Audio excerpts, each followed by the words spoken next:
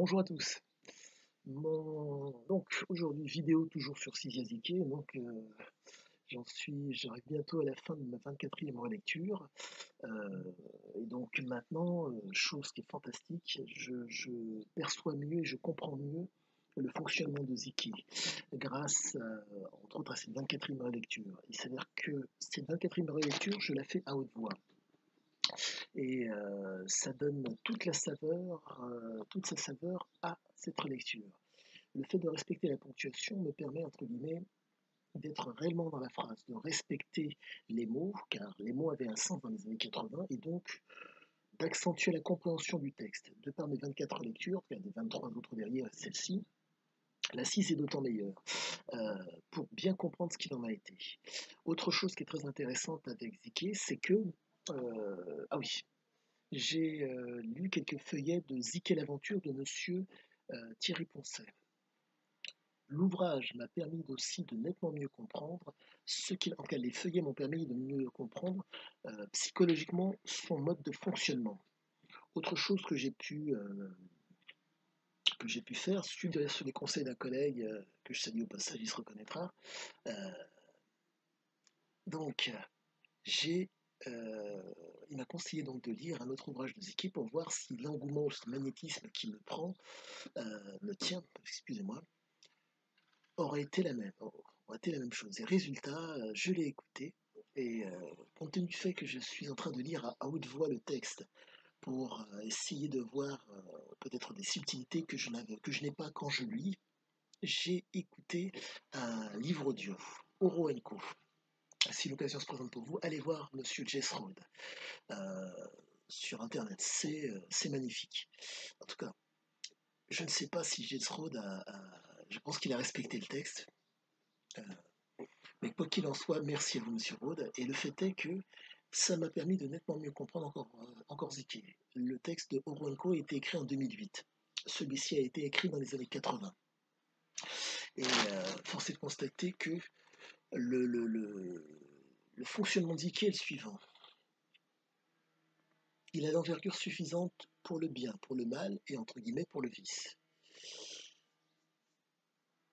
Il veut à tout prix, dans ses aventures, de par sa capacité à avoir l'envergure suffisante pour, entre guillemets, maîtriser son aventure, que ce soit dans l'erreur, dans l'échec ou la réalisation, il veut à tout prix la vivre au maximum, pour la vivre, pour aller au plus loin. J'essaie de reprendre les termes de Ziki, aussi loin que possible. Il lui faut à tout prix de la hauteur. La hauteur va dépendre de sa capacité à asseoir une autorité sur des gens qui vont lui permettre d'avoir de la hauteur. Et de par son envergure, il va taper d'autant plus loin. Premier fonctionnement qui est caractéristique de Ziquet, qui démontre que il était, il était en mesure donc de, dans la conduite, dans la conduite d'existence d'un projet, de voir où il y avait moyen de faire en sorte entre guillemets, d'être dans le profit. Donc, conduite d'existence, conduite à tenir, conduite de vie. Sachant que l'homme ne voulait à tout prix ne pas être salarié, donc ne pas avoir qui que ce soit qui lui mette le pied sur la tête. Il était donc nécessaire par rapport à ses aventures de trouver quelque chose qui lui permette, entre guillemets, même pas entre guillemets, qui lui permette, comment dire, compte tenu de l'investissement qu'il faisait d'ordre physique et d'ordre mental, d'être rentable. Rentabilité, faisabilité, difficulté. Ayant pour socle le fait de ne pas être dans la dette, donc de ne pas être redevable de quoi que ce soit. Et à la suite de ça, au-dessus, vous avez le profit. J'en reviens donc. Une base. Ne pas être dépendant de qui que ce soit. D'une. À la suite de ça, faire en sorte que la chose soit rentable, faisable et difficile. Car là, c'est pas que les gens vont avoir des difficultés à suivre, rentable. Pourquoi? Vous fournissez un effort, il fournit un effort, et il y a entre guillemets, ça fonctionne. Faisabilité. Il fait la chose, simplement, et difficulté. Et si c'est difficile, peu de gens vont le suivre. Et là donc, il y a moyen, compte tenu de la rentabilité, de la faisabilité, de la difficulté, le profit est envisageable. Pour reprendre les propos de Ziquet, dans Oro. Les grandes entreprises en recherche d'or travaillent à partir d'une certaine quantité d'or, euh, une certaine quantité d'or en mètre cube. Pour faire simple, sur un mètre cube, il y a 1 gramme d'or. C'est pas intéressant. Sur un mètre cube, il y a 3 kilos. Ça devient intéressant. Et donc, c'est en fonction de cela qu'ils travaillaient.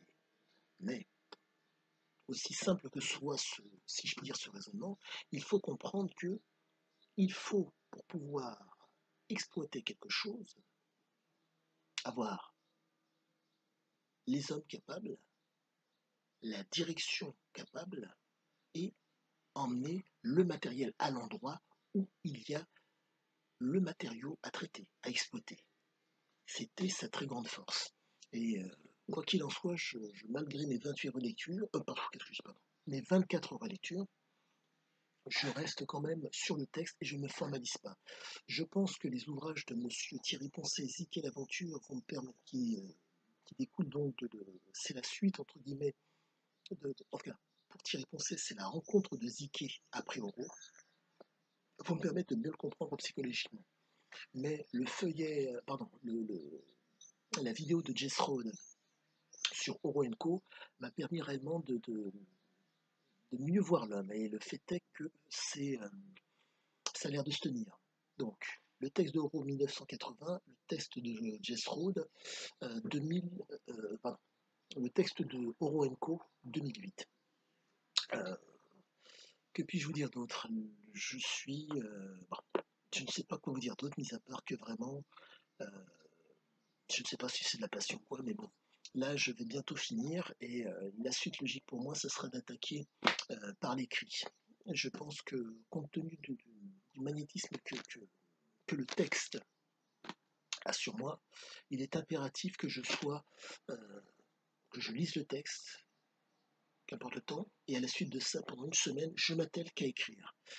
Et en partant à droite, en tout cas, car le fait est que Ziki fonctionnait de la façon suivante. Compte tenu du fait que l'aventure, pour arriver à son terme, il devait faire des concessions, trouver les hommes pour travailler, trouver les fonds pour, entre guillemets, faire en sorte que l'aventure soit fiable, et encore, quoique c'est très particulier, quoi. Dans le cas de Ziké, si vous voulez, comme il était flambeur, il travaillait beaucoup pour pouvoir, entre guillemets, donner cette impression de flambe. Et les gens qui voyaient cette capacité à flamber lui donnaient un certain crédit. Notre monde qui est basé sur des lois fait que, généralement, vous êtes payé à la fin du mois. Et ce qui était à peu de choses près la même chose pour les chercheurs d'or qu'il avait sous sa coupe.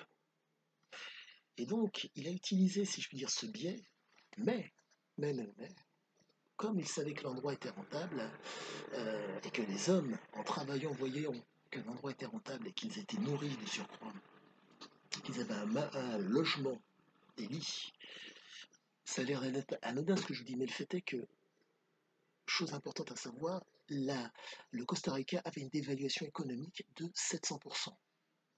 C'était vraiment la misère. Donc quand vous avez un homme qui trouve le moyen d'exploiter un sol qui est très riche et donc de faire en sorte que vous puissiez échapper à la misère et qu'il vous démontre par son omniprésence que en travaillant vous allez avoir de quoi manger.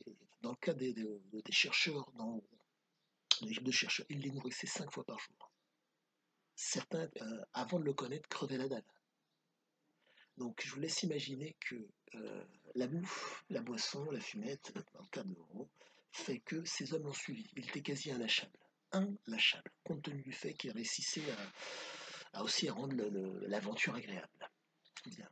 Sur ce, je vous souhaite une très bonne journée. J'espère que mes propos vous ont intéressé.